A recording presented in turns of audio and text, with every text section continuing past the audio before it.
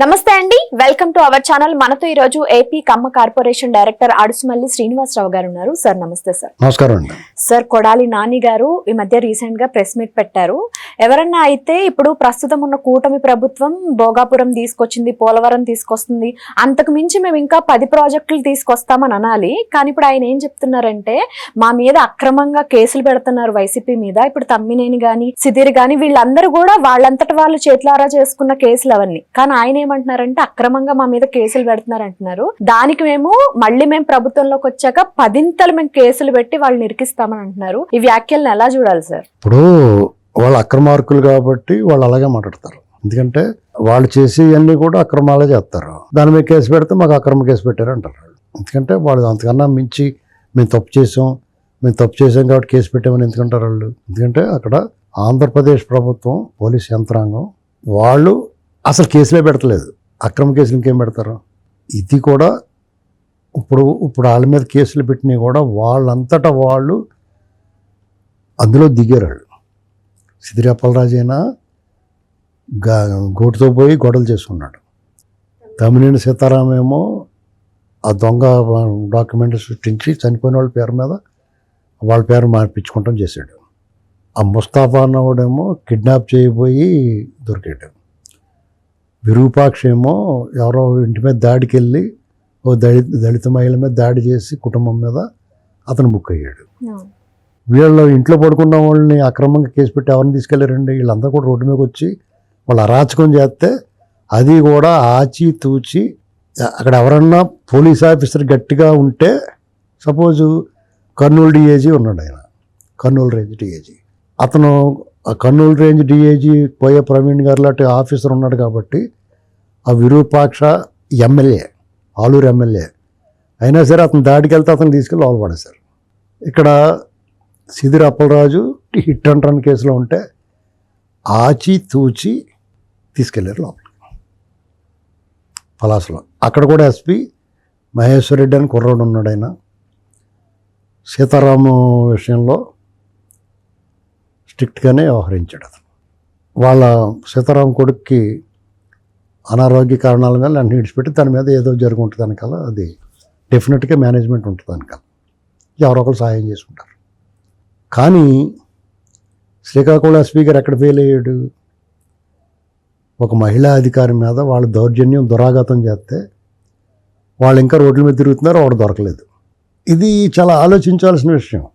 పోలీసులు తలుచుకుంటే దొరకకపోవడం. గుజరాతీలు పట్టుకొచ్చారు ముస్తాఫాని, కృష్ణా జిల్లా నూజివీడి పోలీసులు ఎక్కడికి వెళ్ళారు? గుజరాతీలు పట్టుకొచ్చారు ముస్తాఫాని. మరి ఇక్కడ ఎందుకు పట్టు రాలేకపోయారు? నిన్న దేవరపల్లిలో తూర్పుగోదావరి జిల్లా ఎస్పీ గారు ఆ పర్మిషన్ ఇచ్చినప్పుడు ఆలోచించాలి. జగన్మోహన్ రెడ్డికి నువ్వు ఎక్కడికి వెళ్ళినా ఈ రకమైన అలజడి అరాచకం జరుగుతుంది, లా అండ్ ఆర్డర్ ప్రాబ్లం వస్తుంది, ప్రజలు ఆందోళనకు గురవుతున్నారు, మీరు మీ కేడర్ అరాచకంగా వ్యవహరిస్తున్నారు కాబట్టి మీకు అనుమతి ఎందుకు ఇవ్వాలి? మీకు అనుమతి ఇవ్వాలంటే మీరు స్ట్రిక్ట్గా రూల్ ఆఫ్ లా పాటించాలి. మీరు ఏమాత్రం ఉల్లంఘించినా మీరు బాధ్యులు అవుతారు, రిటర్న్గా మీరు ఇవ్వండి, బాధ్యత తీసుకుంటారండి అని చెప్పాలి. అలా ఎందుకు రాణిస్తున్నారు అతను బయటికి? ఒకవేళ బయటికి రాణిస్తే పూర్తి ఆంక్షలతో ఉండాలి. ఎందుకంటే వాళ్ళు ప్రీవియస్ రికార్డు చూపించి కొత్తగా అతను ఏదో ఆపాలని పెట్టాల్సిన అవసరం ఎవరు కూడా అతను అన్యాయంగా ఆపారని అనుకోరు. ఈ విధంగా పోలీస్ డిపార్ట్మెంట్ వైఫల్యం చెందుతున్నప్పుడు కొడాలి నాని విషయం తీసుకుందాం. కొడాలి నాని విషయంలో ఈ ప్రభుత్వం అతన్ని కానీ అదుపులో తీసుకుంటుందేమో అని పరిగెత్తికెళ్ళి ఆపరేషన్ చేయించుకున్నాడు. ఛాతీకి ఒక బెల్ట్ లాంటిది కట్టుకుని తిరిగేవాడు. ఇప్పుడు పిడుగుబడిన టెంకాయ మోన ఉంటుంది కదా, కొబ్బరి చెట్ల మీద పిడుగుపడితే ఎలాగైపోతుంది, అలా ఉండిపోడు మనిషి. అయ్యో పాపం ఇలాగైపోయాడు రా అనుకున్నాం మనం. అతను 2 ఏళ్ళు గడిచేటప్పటికి జవసత్వాలు కూడా తీసుకుని వీళ్ళు ఏమీ చేయట్లేదు, చెయ్యరు, చేసినా పర్వాలేదు అనుకున్న పరిస్థితికి అతను చేరుకున్నాడంటే అతనికి ఆ మానసిక స్థైర్యం కలిగించింది ఎవరంటే ఆ ప్రశ్న ఎవరికాళ్ళు వేసుకోండి, ఎవరో సమాధానం దొరుకుద్ది. అక్కడ లోకల్ ఎమ్మెల్యే, పోలీస్ డిపార్ట్మెంటు, చివరికి ప్రభుత్వం కూడా కొంత బాధ్యత వహించాలి. ఇప్పుడు అతను ఏమంటున్నాడో ఇంతకు 10 ఇంతలు చూపిస్తానంటున్నాడు. అంటే సక్రమంగా పెట్టిన కేసులకి అతను 10 ఇంతలు చూపిస్తున్నాడంటే నిజంగా ప్రభుత్వం అక్రమ కేసులు పెట్టాలంటే భయపడతారు కదా, ఎందుకు వచ్చిన గొడవ బాబు అనేటువంటి భావన ప్రభుత్వ యంత్రాంగంలోనూ ప్రజల్లోనూ రాకూడదు. కొడాలి నాని మళ్ళీ గొంతిప్పాడంటేనే తెలుగుదేశం సమస్త తెలుగుదేశం శ్రేణులు హర్ట్ అయిపోతాయండి. ఇందులో నేను మొహమాట లేకుండా చెప్తున్నాను. నేను ఎందుకురా ఇది ఈ జన్మ ఈ పార్టీలను మనం అభిమానించనేటువంటి భావనకు వచ్చేస్తారు. ఎందుకంటే అత్యంత నీచంగా బాబు గారిని వాళ్ళ కుటుంబాన్ని బాలకృష్ణ గారిని, చంద్రబాబు నాయుడు గారిని చాలా నీచం. ఇంకా వంశీ ఒకటే మిగిలాడు మాట్లాడాల్సినాడు, అతను కూడా మాట్లాడేస్తాడు రేపు. ఇది ఎక్కడ జరుగుతుంది? ఇక్కడ 164 మంది ఎమ్మెల్యేలు గెలిచారు, ప్రజలు గెలిపించారు. ఎమ్మెల్యేలు కూడా బాధ్యత ఉంది, మంత్రులకు బాధ్యత ఉంది. సంపాదన ఎలాగైనా సంపాదించుకుని మీ సంపాదనలు ఎవ్వడో పట్టించుకోడు. ఎందుకంటే ఇది అలవాటు అయిపోయింది, ఎవరు మాత్రం చేయట్లేదులే అనుకుంటున్నారు. దాని గురించి ప్రజలు ఆలోచించట్లా. అవినీత లేకపోతే అక్రమ కరప్షన్ ఎవ్వడు పట్టించుకోడు, ఎందుకంటే ప్రజలు కూడా కరప్ట్ అయిపోయారు కాబట్టి. కానీ అందరూ అరాచకం చేయలేరు కదా. మొన్న కూటమి పార్టీలకి neutral persons, elite people, white కాలర్లో 20% ఉంటారు మన రాష్ట్రంలో. వాళ్ళందరూ కూడా కూటమి వైపు నిలిచారు. అలాగే తెలుగుదేశం పార్టీ వాళ్ళుగా వీళ్ళంతా కూడా చాలా ఎలైట్ పీపుల్ ఉంటారు ఇందులో. వాళ్ళెవరో కూడా సమాజం ప్రశాంతంగా ఉండాలని కోరుకుంటారు. వాళ్ళు రాష్ట్రంలో ఈ గొడవలు కట్ట దిగరు, వాళ్ళు అరాచకం చేయరు. ఎక్కడన్నా ఉన్నా లిమిటెడ్గా ఉంటారు. చంద్రబాబు గారు వాళ్ళని కంట్రోల్ చేస్తాడు. అలాంటిది వాళ్ళందరికీ కూడా ఏంటి పరిస్థితి ఎలాగ ఉంది, వీళ్ళు అదుపు చేయలేకపోతున్నారు. వీళ్ళు ఇలా ఇప్పుడే అధికారంలో లేనప్పుడు ఇలాగ ఉంటే రేపు అధికారం వస్తే రారు వాళ్ళు. కానీ వస్తే ఏంటి అనేటువంటి ఆ ఆలోచన రానివ్వకూడదు. వీళ్ళు మళ్ళీ వస్తే ఏంటి అనేటువంటి ఆలోచనే రానివ్వకూడదు. వాళ్ళు మీకు చిన్న ఎగ్జాంపుల్ ఏంటంటే దేవరపల్లిలో దాన్ని అరాచకం చేశారు. అతను పరామర్శకి వెళ్ళి వాళ్ళు ఓదార్చి ఆ రైతులు ఏదో మాట్లాడదామని వచ్చాడు. అవన్నీ తొక్కుపడేశారు. ఆ రైతులు లబోదిబ్బోమంటున్నారు. అక్కడ హోటల్ని తొక్కేశారు. ఆ హోటల్ యజమానురాలు నేను ఏడుతా వీడియోలు పెట్టింది. ఇవాళ ఏమంటాం, జగన్ చాలా మంచోడండి, మాకు అన్నీ చేసాడు, మాకేం పరిహారం ఇవ్వక్కలేదు, మా జగనాన్ని చూసుకుంటాడు అంటుంది. సాధారణంగా ఈ టైప్ మాట ఎవరు మారుస్తారు? అధికారంలో ఉన్నప్పుడు అధికార పార్టీకి అనుకూలంగా మార్పించుకుంటారు ఎవడన్నా. కానీ ప్రతిపక్షంలో ఉండే కూడా అధికారం లేకపోయినా ప్రతిపక్షంలో ఉండి కూడా వాళ్ళకి అనుకూలంగా మాట్లాడించుకోగలుగుతున్నారంటే అక్కడ వైసీపీ పార్టీ నాయకులు ఎంత బలంగా ఉన్నారు అనేటువంటిది, ఎంత పవర్ఫుల్గా వ్యవహరిస్తున్నారు అనేటువంటిది మనం గమనించాలి. మరి అక్కడ ఎమ్మెల్యేను తక్కువ కూడా టాప్ 10లో ఉన్నాడు అతను, అభివృద్ధి సంక్షేమం ఇలాంటి వాటి విషయాల్లో. మధ్యపాటి వెంకటరాజు గారు గోల్పురం ఎమ్మెల్యే. అటువంటి చోట వైసీపీ పార్టీకి అనుకూలంగా తను నష్టపోయి కూడా చెప్పిందంటే ఆవిడ ఏం జరుగుతుంది? దీని మీద దృష్టి పెట్టాలి. అర్జెంటుగా ఫీడ్బ్యాక్, సరైన రైట్ పర్సన్స్ దగ్గర నుంచి ఫీడ్బ్యాక్ తీసుకోవాలి. ఎవరిని పడితే వాళ్ళు నమ్మకూడదు. ఎందుకంటే వాళ్ళు ఉన్న బీజీలో నేను చంద్రబాబు గారిని కలుసుకున్నాను. ఆయన ఫైనాన్షియల్ మ్యాటర్స్ మీద పవర్ పాయింట్ ప్రజెంటేషన్ ఇచ్చాడు అందరికీ. అదైన తర్వాత పోలవరం మీద మాట్లాడాడు, అదైన తర్వాత సిఆర్డీ మీద మాట్లాడారు. మధ్యలో కలెక్టర్స్తో కాన్ఫరెన్స్, పొద్దున్నుంచి రాత్రి 9 వరకు క్షణం కూడా తీరలేదండి. అసలు ఎవరన్నా వెళ్ళి ఏదైనా చెప్పి ఇలా జరుగుతుందని చెప్పే అవకాశం కూడా అక్కడ లేదు. ఆయన దైనందిన జీవితంలో ఓ పక్కన పెట్టుబడులు తీసుకురావాలి, వాటిని ఇంకో పక్కన పోలవరం, అమరావతి, ఎల్నినో ప్రభావం ఎలా ఉంటుందో తెలియదు, నీటిపారుదల ఎలా ఉంటుంది. అదృష్టవశాత్తు జలాశయాలన్నీ కడకలాడుతూ ఉన్నాయి. గోదావరికి వరద వచ్చింది, తుంగభద్రకు వరద వచ్చింది, శ్రీశైలం జలాశయం నిండుతుంది, పట్టిసీమ ద్వారా కృష్ణా డెల్టాకి నీరు ఇవ్వగలుగుతున్నారు. ఆ వారం నీరు రాయలసీమ పంపించగలుగుతారు. ఇది ఒక అదృష్టం.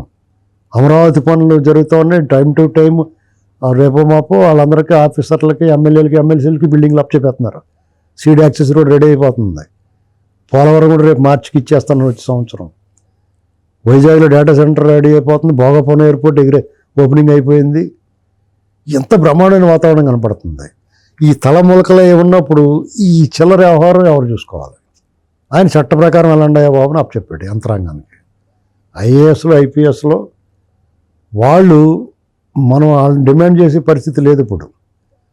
వాళ్ళు తిట్టి కొట్టి చేయించుకునే పరిస్థితి కనపట్లా. రిక్వెస్ట్ చేయాలంతే. ఎందుకంటే వాళ్ళకి చలనం లేదు. తిట్టినా కానీ దున్నపోతు మీద వాను కురిసినట్టు ఉంది. ఇక బతిమాలు చేయించుకోవాలి పని. లా అండ్ ఆర్డర్ విషయం చాలా ఇంపార్టెంట్ అండి. ప్రజల భయ ఆందోళనకు గురి కాకూడదు.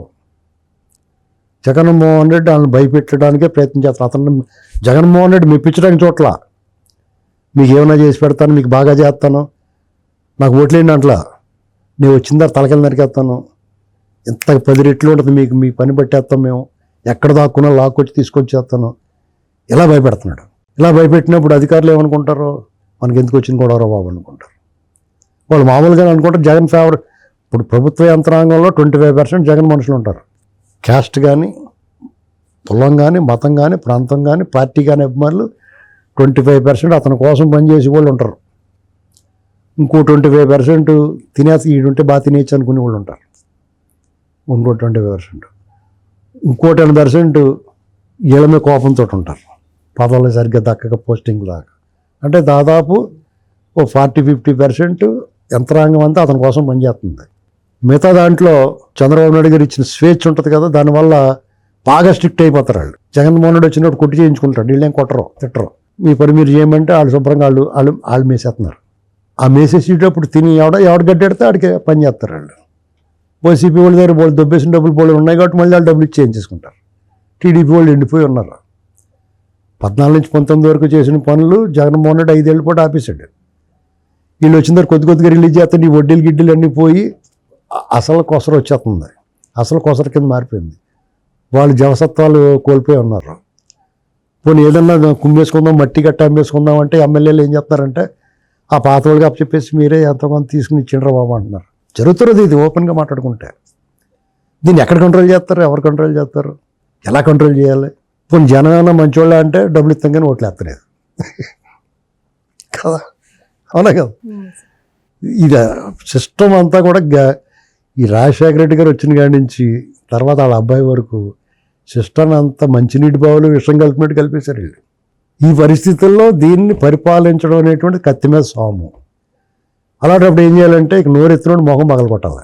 ఆ పని చేస్తే మొత్తం సెట్ అవుద్ది. జనం ఏమనుకుంటున్నారంటే చంద్రబాబు నాయుడు గారే ఉండాలని కోరుకుంటున్నారు.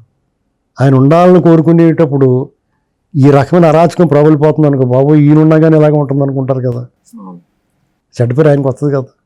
జగన్మోహన్ రెడ్డి ఉన్నప్పుడు ఇలాగ ఉంది, చంద్రబాబు నాయుడు గారు ఉన్నప్పుడు వీళ్ళు అలాగే రెచ్చిపోతున్నారంటే ఇక ఎవరైతే ఏంటి అనుకుంటారు కదా. ఆ పరిస్థితి రానివ్వకూడదు. ఆ పరిస్థితి రానివ్వకూడదంటే ఒక్కసారి ఏమీ లేదు, పోలీస్ బాస్ని ఏటిది అని అడిగితే చాలు చంద్రబాబు ఒక్క మాట మొత్తం సెట్ అయిపోద్ది. ఎందుకంటే నేను ఇప్పటికీ నమ్మేది ఏంటంటే ముఖ్యమైన అధికారులు స్ట్రిక్ట్గా ఉంటే అందరూ సెట్ అవుతారు. నేను మీకు కావాలంటే ఎగ్జాంపుల్ చెప్తాను. కర్నూలు రేంజ్ డిఏజీ ఒక ఆయన ఉన్నారు. విరూపాక్ష అని ఒక ఎమ్మెల్యే తప్పు చేసాడు. ఓ దళిత మహిళ మీద దాడి చేశాడు. ఎత్తి లోపల పడేశారు లేదా, అరెస్ట్ చేసి రిమాండ్ పంపించారు లేదా, సిట్టింగ్ ఎమ్మెల్యే అని. మిగతా వాళ్ళు ఎందుకు చేయలేకపోతున్నారు ఆ పని? పేరు నాని మాట్లాడతాడో, అంబటి రాంబాబు మాట్లాడతాడు, ఎందుకు తీసుకెళ్ళలేకపోతున్నారు వాళ్ళని? కొడాలి నాని విషయంలో 10 రెట్లు ఏం చూపిస్తారో నువ్వు నాడు కూర్చొని చెప్పున్నాడు. నీ మట్టి గోడవ, నీ మట్టి మచానం ఆల్రెడీ కేసులు ఉన్నాయి కదా, దాని మీద తీసుకెళ్ళి చెప్పు, 10 రెట్లు ఏం చూపిస్తావు చూపించు చెప్పు అని అడగొద్దా?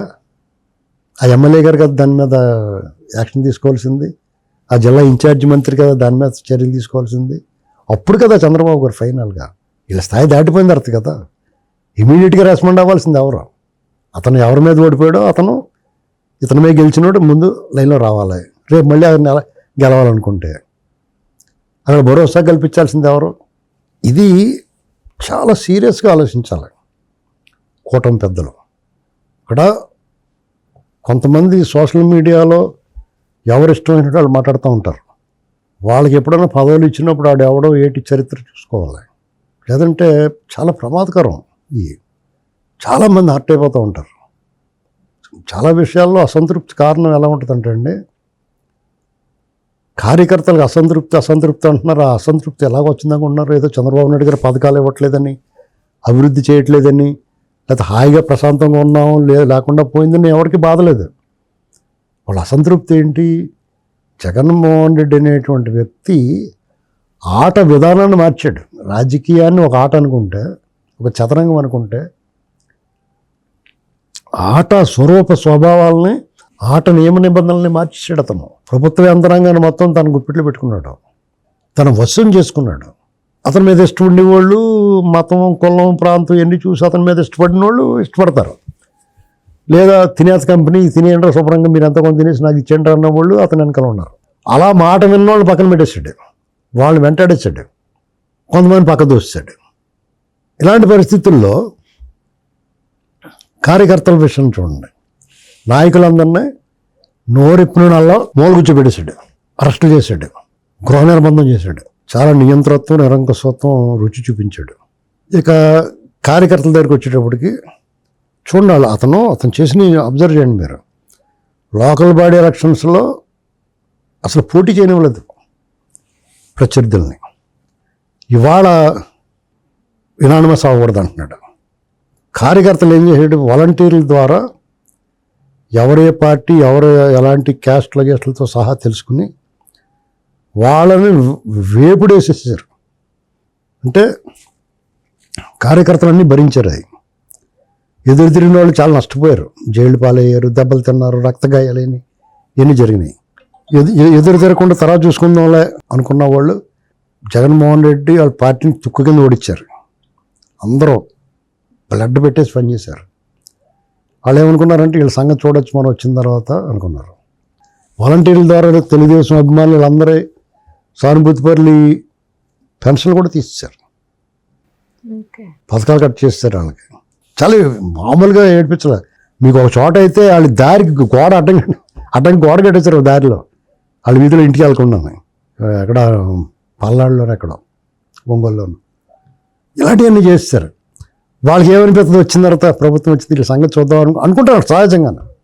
అది ఏమీ జరగకపోయేటప్పటికి వాళ్ళు కొన్నాళ్ళు దాక్కుని వీళ్ళు ఏం చేయట్లేదని బయటకు వచ్చి కాళ్ళు ఎగరేసి తిరిగి మళ్ళీ వాళ్ళే మట్టి మశానం అమ్ముకుంటే వాళ్ళే ముందు ఉంటే అది ఎమ్మెల్యే దగ్గర చేరిపోతే కార్యకర్తలకు ఎలా ఉంటుంది?